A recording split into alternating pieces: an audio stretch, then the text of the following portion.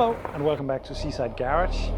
It's time to do a test drive in Dorris, the diesel Opel. This car is from 1974, but it was only in service until 1980.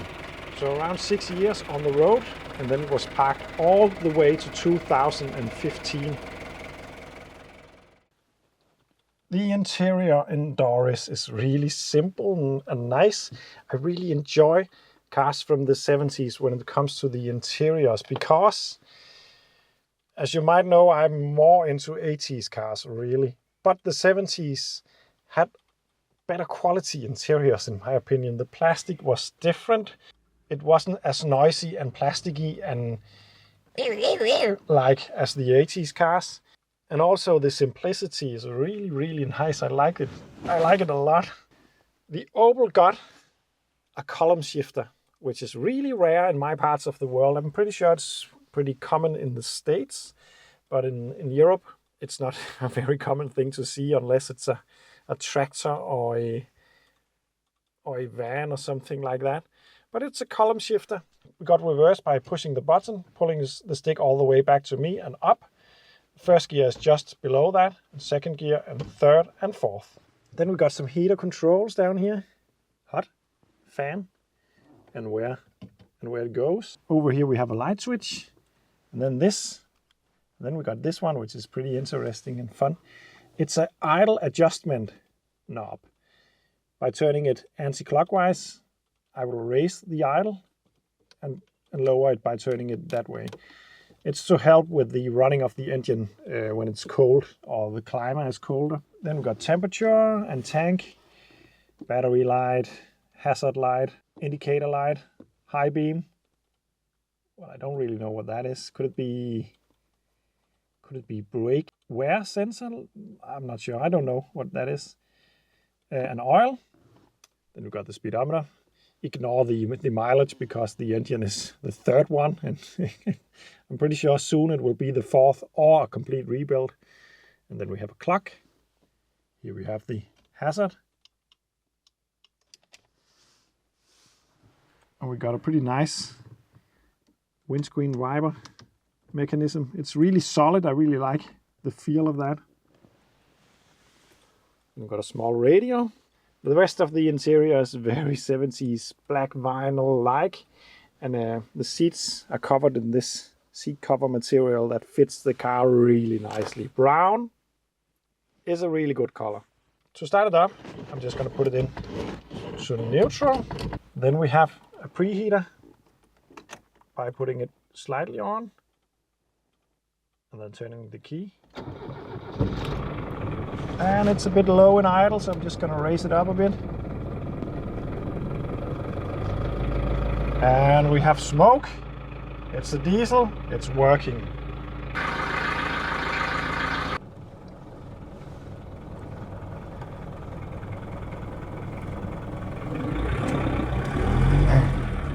That's not first gear. Still not first gear.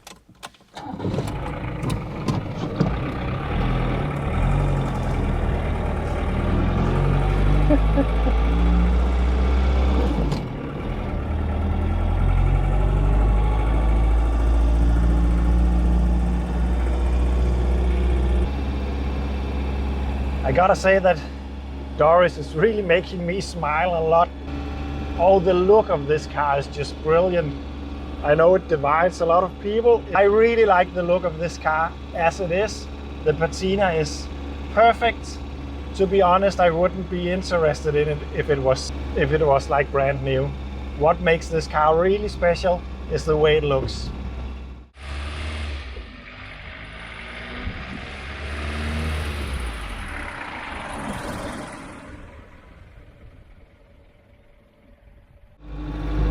Dorris isn't a fast car, but it's a pretty nice cruiser, to be honest. It's very soft in the suspension, which is kind of a surprise to me. I have really not a lot of experience with Opel. It's a bit out of my normal range of cars, to be honest. But I'm surprised at how well this car drives. And I really wouldn't mind having this car in my own fleet because it's really fun to drive. I like the stick shift. I like the agricultural feel of the car. I am, although, slightly worried about the overall reliability of this model. Of course, it's not the reason why you would want to own one of these. I think Jakob and Anne, who owns the car, is heroes for saving this one, because there's not a lot of people who would do that, to be honest. It's an old Opel, it's a diesel, and it's not a very good one. I don't know how many of these are left, but it can't be that many. And I really like the idea of saving this.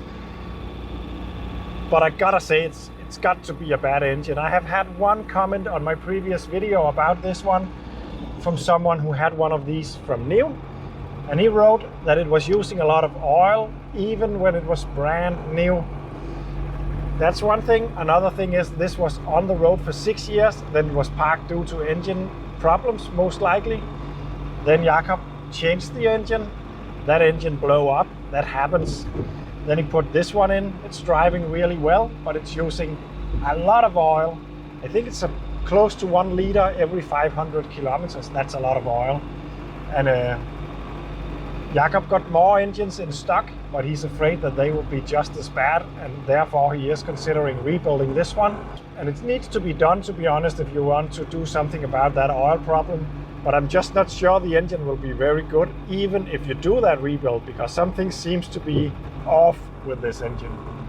There's something in the construction that is just not very good, I think. But driving it is a lot of fun. I was surprised at how great the brakes feel. Then I looked in the engine bay, and Jakob has changed both the brake master and the servo. It's brand new, so that's the reason why the brakes are this good. And to be honest, this car might look like a barn find that is neglected, but they really took care of it. The underneath of this car is in really good condition. Everything has been looked over, and and you can feel it. It's really driving well. I do, however, have one thing that I would like to look into. We have some kind of looseness in the rear, I think. It could be some kind of ball joint, or I don't know how the setup is working, but we got a clunking sound coming from the rear.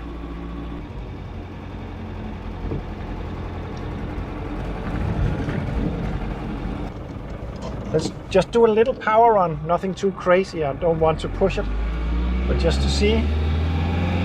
We got smoke in the rear. Yeah, a lot of smoke. I'm not gonna push it anymore.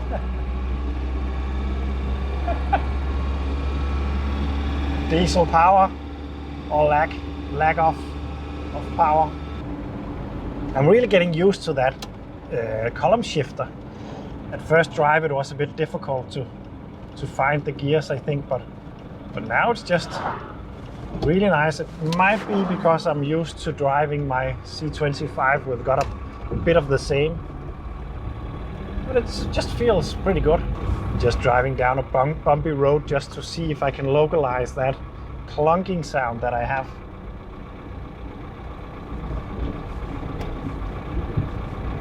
Yeah, I'd say it's from the rear. It could be a really bad bearing also, but I don't think so.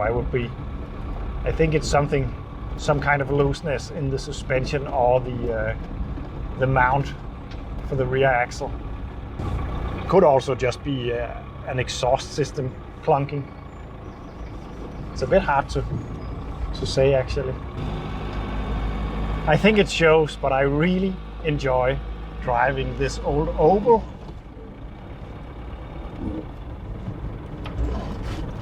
Wow, that's a Jaguar. Nice.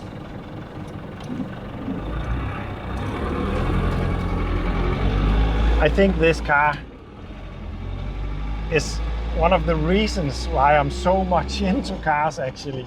Not the reason, but a good example of my fascination with these old things, because this car is just telling a million stories just by looking at it. That would not happen if it was standing there in showroom condition. Not a single error in the paint or not a scratch or anything. It would be telling another story.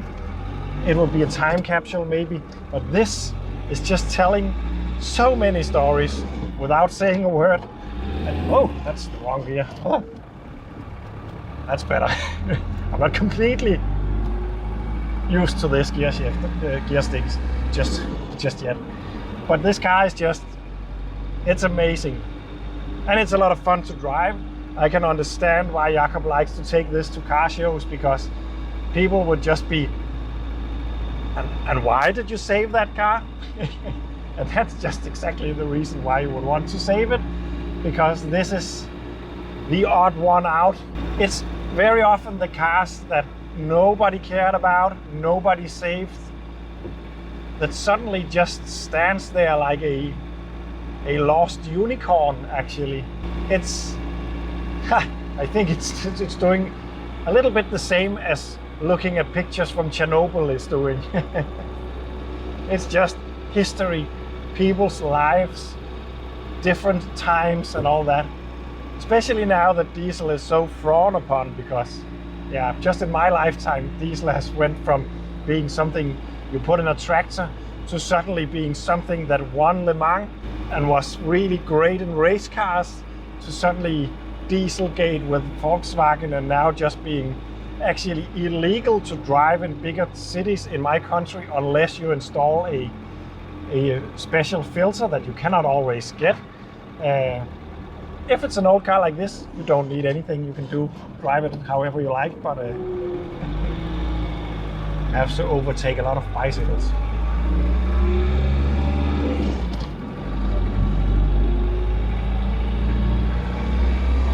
I hope I don't kill them with the smoke. Anyway, I could talk for ages about how I feel about a car like this, how it just captures so much story and essence, but I will just continue enjoying this drive instead. But thank you for watching, and see you in the next one.